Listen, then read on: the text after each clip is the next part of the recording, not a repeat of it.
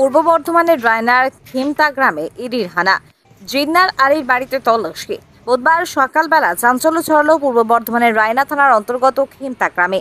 সকাল 7টা নাগাদ হঠাৎই জিন্নার আলীর বাড়িতে কেন্দ্রীয় তদন্তকারী সংস্থা এনফোর্সমেন্ট ডিরেক্টর ইডির তল্লাশি অভিযান শুরু হয়।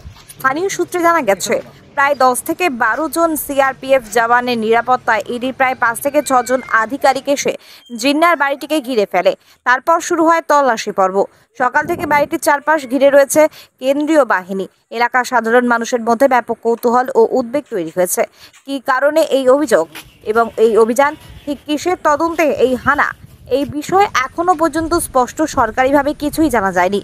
গ্রামে গুঞ্জন চলছে ইডি তল্লাশির পেছনে আর্থিক লেনদেন বা বেআইনি সম্পত্তি সংক্রান্ত কোনো অভিযোগ থাকতে পারে, যদিও ইডি তরফে এখনো পর্যন্ত কোনো আনুষ্ঠানিক বিবৃতি দেওয়া হয়নি। এখন সকলের নজর তদন্তের পরবর্তী পদক্ষেপ এবং ইডির পক্ষ থেকে আসা সম্ভাব্য